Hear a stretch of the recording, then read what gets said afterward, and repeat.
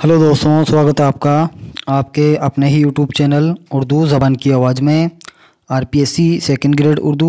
आज का हमारा टॉपिक रहने वाला है उर्दू मर्शिया।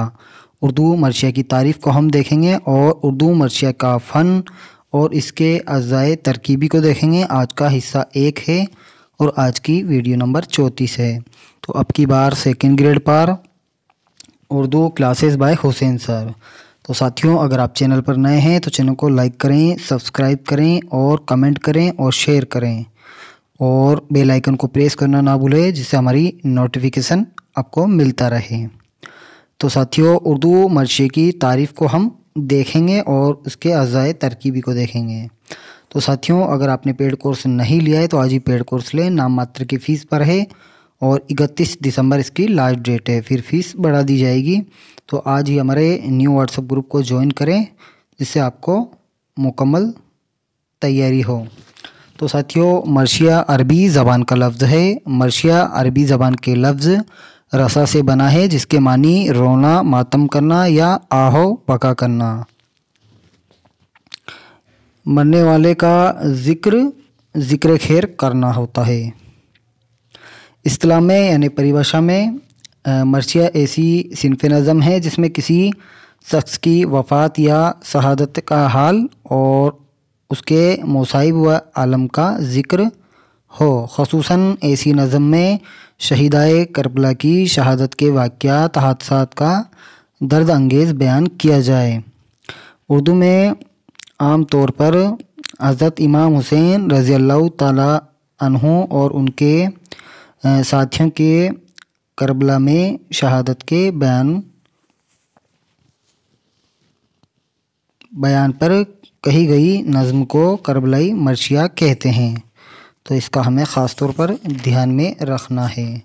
करबला के शहीदों के अलावा देगर किसी शख्स की मौत पर किए जाने वाले मर्शियों को शख्सी मर्शिया कहते हैं। तो इसका भी हमें ध्यान में रखना है। तो मर्शिया की सिनफ को हम देखते हैं।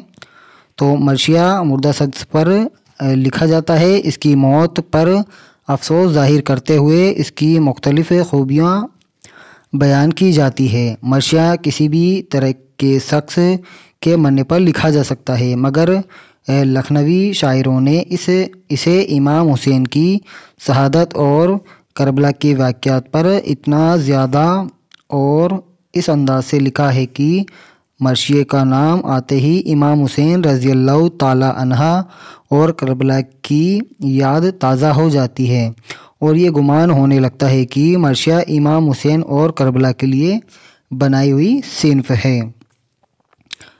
मर्शिया लिखने की कोई एक तकनीक नहीं है या कोई एक सांचा नहीं है। शायर अपनी पसंद और काबिलियत के मुताबिक किसी भी पेकर में ढालकर मर्शिया निगारी कर सकता है। लखनवी शायरों ने मुसद्दस बोलते हैं 6 मिसरों का बंद में मर्शिया निगारी की है। इसमें मंजर निगारी और जज्बात निगारी की है, यानी ऐसे मंजर पेश किए हैं, ऐसे जज्बात को इसमें पेश किए गए हैं और इसके लिए 8 अनासर तरकीबी का ख़ास ख्याल रखा है। मगर दूसरे कोई शायरों ने ना तो इन 8 अनासर का ख्याल रखा है और ना इसमें कोई मंजर निगारी वगैरह की हैं। तो मर्शिया किसे कहते हैं, इसके बारे में भी हम देखते हैं। मर्शिया इस नज़्म को कहते हैं जिसमें किसी की मौत पर इजहार अफसोस किया जाए। मर्शिया इमाम हुसैन रज़ियल्लाहु ताला अन्हु और उनके अजीज़ों और साथियों के मैदान करबला में बेदर्दी से कत्ल किए जाने के मुतालिक लिखे गए हैं। अगर मर्शिया किसी फ़र्द एक को बोला जाता है, अफराद बहुत सारे होते हैं, के इंतकाल पर इजहार गम के लिए लिखा जाता है तो वह शख्सी मर्शिया कहलाता है। यानी किसी शख्स की मौत पर जो मर्शिया लिखा जाता है उसे शख्सी मर्शिया कहते हैं। इसका भी हमें ध्यान में रखना है। जैसे हाली का मर्शिया गालिब, तो अल्ताफ़ हुसैन हाली है जिन्होंने अपने उस्ताद मिर्ज़ा गालिब पर मर्शिया लिखा था। वैसे ही इकबाल का मर्शिया दाग पर अल्लामा इकबाल है, उनके जो उस्ताद थे दाग, उन पर भी अल्लामा इकबाल ने मर्शिया लिखा है। मर्शिया अरबी کے لفظ رسا سے نکلا ہے، جس کے معنی آہو زاری کرنا ہوتا ہے۔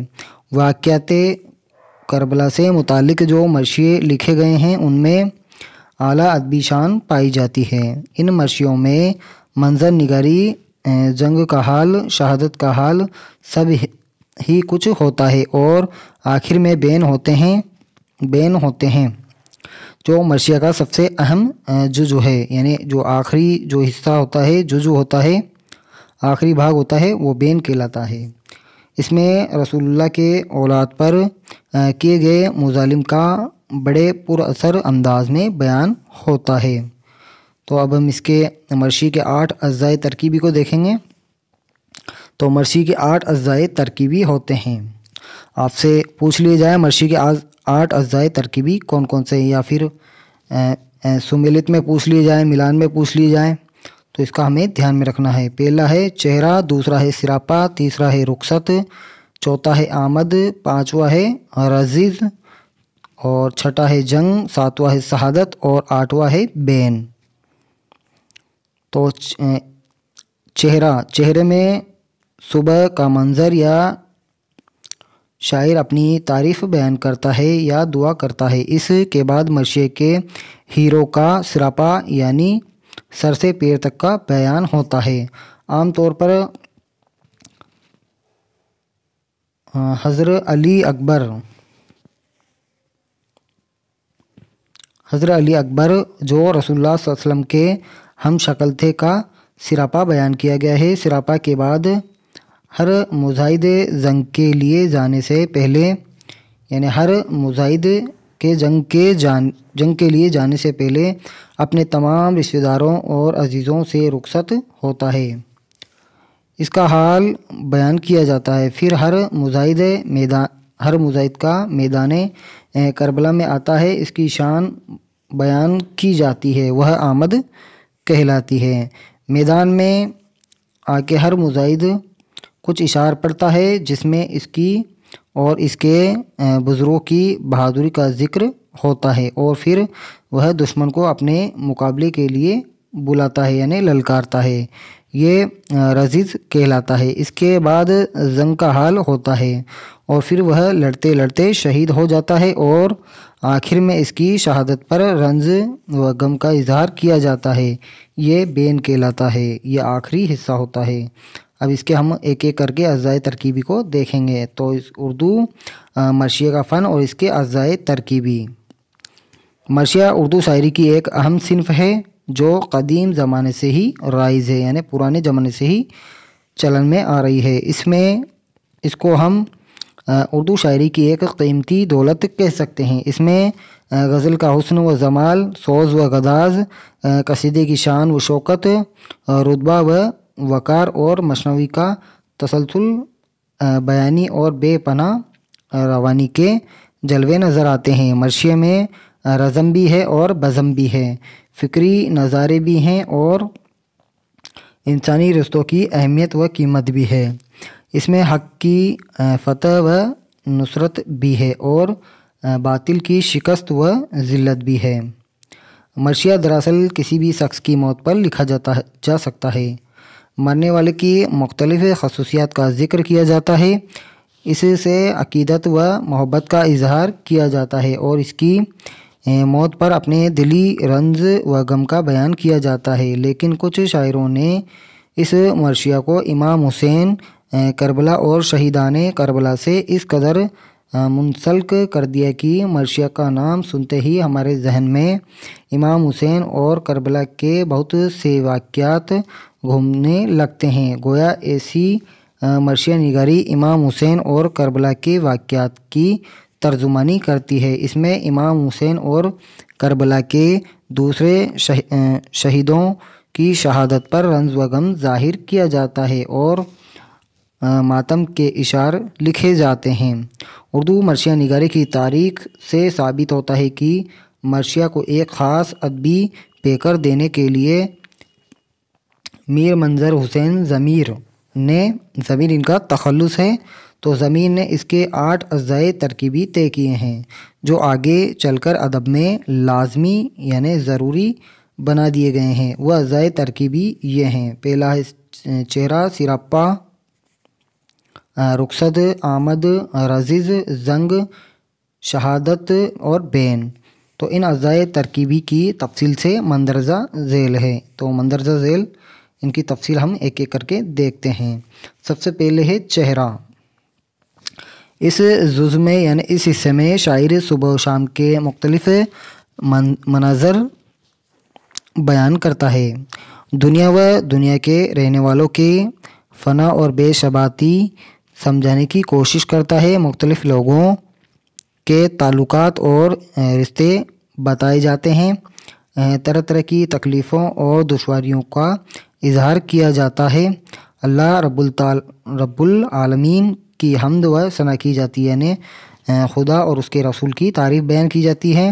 نعتیہ اور منقبتی اشعار بھی لکھے جاتے ہیں۔ ان سب کے علاوہ شاعر اپنی ذاتی شاعرانہ قابلیت اور خاندانی صفات کا بھی تذکرہ کرتا ہے، یعنی خاندان کے بارے میں بھی کچھ معلومات بتاتا ہے۔ دوسرا ہے سراپا۔ اس جزء میں یعنی اس حصے میں شاعر مرثیے کے ہیرو کا سراپا پیش کرتا ہے۔ اس کے قد، اس کی جسمانی طاقت اور خد و خال کی تعریف بیان کرتا ہے۔ اس کے لباس یعنی اس کے کپڑے، اس کے ہتھیاروں کی بھی توصیف پیش کی جاتی ہے۔ اس جزء میں شاعر بہت زیادہ مبالغہ آرائی اور انوکھی مثالوں اور دلچسپ استعاروں سے تعریفی شاعری کرتا ہے۔ اس کے علاوہ جو تیسرا حصہ ہے رخصت۔ اس جزء میں یعنی اس حصے میں شاعر اپنے مرثیے کے ہیرو کو اپنے عزیزوں اور ساتھیوں سے رخصت ہونے کا اور میدان جنگ میں جانے کا واقعات پوری تفصیل سے پیش کرتا ہے۔ چوتھا جو جزء ہے، چوتھا حصہ ہے آمد۔ اس جزء میں شاعر مرثیے کے ہیرو کے بارے میں یہ بیان کرتا ہے کہ وہ دشمنوں سے جنگ کرنے کے لیے میدان جنگ میں آ گیا ہے۔ شاعر اپنے ہیرو کو گھوڑے پر سوار دکھاتا ہے جو نہایت شان و شوکت اور بے خوفی کے ساتھ دشمنوں سے جنگ کرنے پر آمادہ دکھائی دیتا ہے۔ اس میں شاعر اپنے ہیرو کی مداحت کے علاوہ اس کے ہتھیاروں اور گھوڑے وغیرہ کی بھی خصوصیات بیان کرتا ہے۔ چوتھا ہے رزز۔ پانچواں حصہ ہے رزز۔ اس جزء میں اس حصے میں شاعر اپنے ہیرو کو اپنی تعریف اور اپنے خاندان کی خصوصیات بیان کرتے ہوئے دکھاتا ہے۔ وہ اپنے بزرگوں کے کارنامے اور شجاعت یعنی بہادری کے قصے سناتا ہے اور اپنی جنگ بازی کی مہارت کا اظہار کرتا ہے۔ اس کے علاوہ جو چھٹا حصہ ہے جنگ۔ شاعر اس جزء میں یعنی اس حصے میں یہ بیان کرتا ہے کہ اس کے مرثیے کا ہیرو دشمن اور اس کے ساتھیوں سے نہایت بے خوفی، بہادری اور پوری قوت و شجاعت یعنی بہادری کو بہت مبالغہ آرائی سے لکھتا ہے۔ اس کے علاوہ وہ اس کے ہتھیاروں اور گھوڑے کی تعریف بھی بیان کرتا ہے۔ ساتواں حصہ ہے شہادت۔ شاعر اس جزء میں یعنی اس حصے میں اپنے مرثیے کے ہیرو کو دشمن کے ہاتھوں شہید ہوتے ہوئے دکھاتا ہے اور اس کی شہادت کو نہایت دردناک انداز میں پیش کرتا ہے۔ آخری جو حصہ ہے بین۔ شاعر اس جزء میں یعنی اس حصے میں مرثیے کے ہیرو کے شہید ہونے پر اس کے رشتہ داروں، خواتین یعنی عورتوں کے بین بیان کرتا ہے، یعنی عورتوں کو بتایا جاتا ہے۔ ان کی دلی تکلیف اور رنج و غم پیش کرتا ہے، یعنی دکھ تکلیف کو بیان کرتا ہے۔ دراصل یہ اجزائے ترکیبی مرثیے کے لیے ضروری تو ہیں، مگر پھر بھی ایسے بہت کم اردو مرثیے ہیں جن میں یہ سب اجزائے ترکیبی ملتے ہیں۔ تو ساتھیوں، یہ تھی آج کی ویڈیو۔ آپ کو کیسی لگی کمنٹ ضرور کریں۔ ساتھیوں، اگر آپ نے پیڈ کورس نہیں لیا ہے تو آج ہی پیڈ کورس لیں، نام ماتر کی فیس پر ہے، جس میں آپ کو ہاتھ سے لکھے ہوئے نوٹس اور ای نوٹس پرووائڈ کرائے جا رہے ہیں۔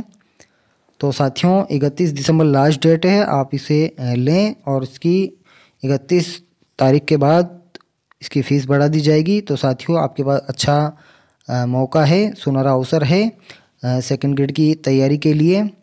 तो साथियों मिलते हैं अगली वीडियो में, तब तक के लिए बाय, बहुत बहुत शुक्रिया।